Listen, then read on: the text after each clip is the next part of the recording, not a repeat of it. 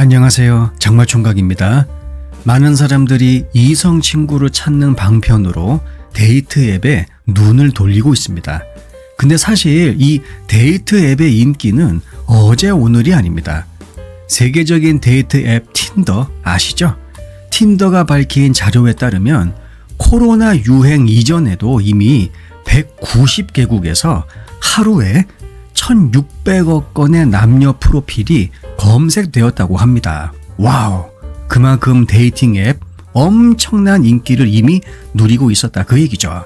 사실 많은 사람들에게 온라인 데이트는 지금까지 경험하지 못한 엄청난 데이트 그 풀을 열 수 있는 기회를 제공합니다. 그럼과 동시에 또 다른 사람에게는 온라인 데이트가 사랑의 집에 발을 들여놓지 못한 채 그저 대기실에서 손가락만 움직이는 이러한 모양새만을 갖출 수도 있죠. 그러다 보면 틈만 나면 데이트 앱에 접속해서 이성의 프로필을 오른쪽 왼쪽 오른쪽 왼쪽 주구장창 이 지랄 죄송합니다. 지랄이 아니죠. 아무튼 이성의 프로필을 스와이프하는 자신을 발견하기도 합니다. 데이트 앱에 슬슬 중독되기 시작한 것이죠. 따라서 문제가 있어 보이는 데이트 앱 사용 행위는 당연히 줄여야 합니다.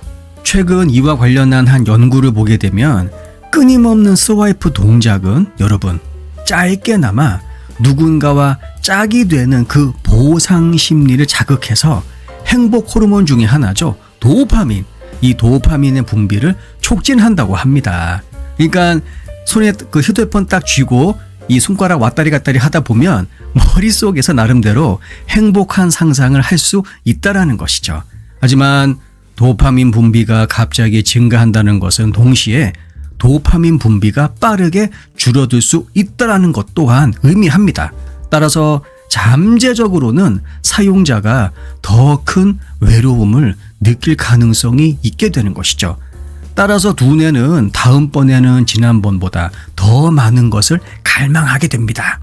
이것은 밤새도록 에너지 드링크를 마시는 것과 비슷하죠. 카페인은 처음에는 에너지를 줄 수는 있어요, 분명히. 하지만 결국 조만간 약발이 떨어질 때가 옵니다. 마찬가지입니다.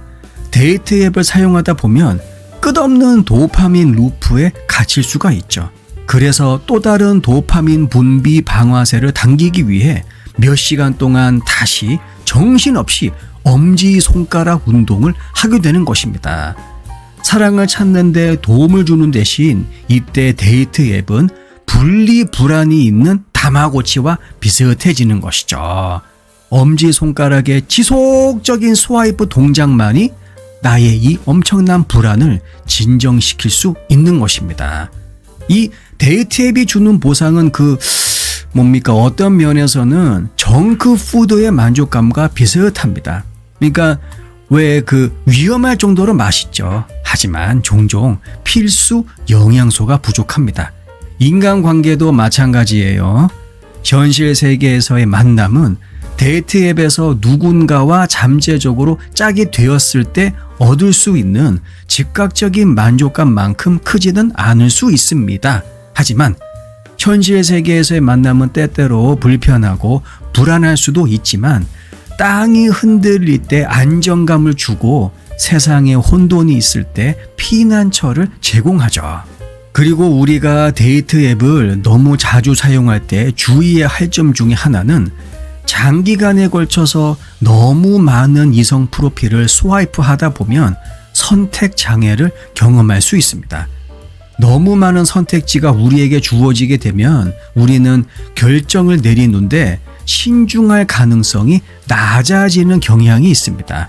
그러다 보면 이번에는 이 사람 한번 만나보지 하면서 결국 쓰레기 콜렉터라는 오명을 쓰기도 하죠. 그렇기 때문에 의도적으로 이용을 제한해야 합니다. 알람을 설정하고 하루에 30분만 이용하거나 아니면 정해진 수의 프로필만 검색하는 거죠. 또는 직접 만난다라는 그 목표를 설정해 보세요. 무의미하게 프로필이나 구경하는 대신 실제로 만나려고 노력하다 보면 데이트 앱에서 나름 인간미를 느낄 수 있다고 합니다. 그리고 제가 항상 강조하는 거죠. 뭐죠? 네, 반드시 의도와 목적이 있는 만남을 추구해야 합니다. 목적과 의도를 염두에 두지 않고 온라인 데이트를 시작한다! 데이트 왕국에서 길을 잃어버릴 수도 있어요. 목적과 의도를 가지고 이성을 만나다 보면 주기적으로 내 자신을 재평가하는 그러한 기회를 가질 수 있습니다. 결국 메타인지라고 하죠. 내가 나를 객관적으로 잘 분석하는 그러한 어떠한 그 세계관이 열린단 말입니다. 그러다 보면 이런 부분이 강하면 저런 부분이 약하고 또 부족한 부분을 보강한 후 다시 데이트 왕국에 입장해서 이성 관계를 찾다 보면 내가 원하는 인간 관계의 우선순위를 정할 수 있게 되는 거죠. 예를 들어 안정성과 친밀감을 중시한다면 온라인에서 만나고 있는 그 잠재적인 파트너에게 이러한 우선순위를 조기에 알려주는 것입니다. 왜냐하면 데이트 초기에는 나의 근본 성향과 취향을 어필하게 되는데 여기에서 만약에 차이가 발생한다.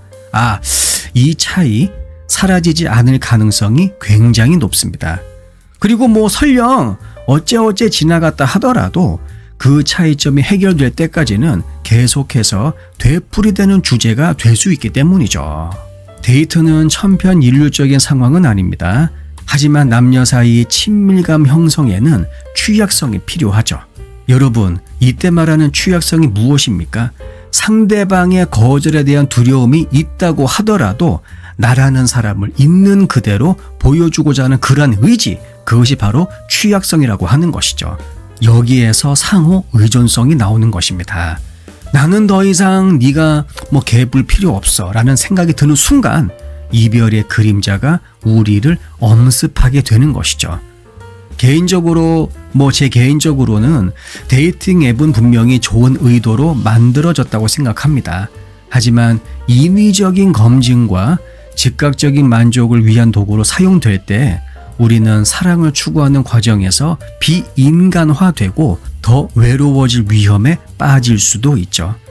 다른 한편으로 데이트 앱을 의도적이고 신중하게 사용하면 우리가 진정 원하는 가치를 이해하고 또 그 필요성을 정중하고 당당하게 주장하는 법을 배울 수가 있고 진정한 관계를 구축하는 데 분명히 도움이 될 수도 있습니다. 영상 내용이 도움이 되셨다면 구독과 좋아요, 알람 설정 그리고 댓글도 많이 남겨주세요. 다음 영상에서 뵙겠습니다.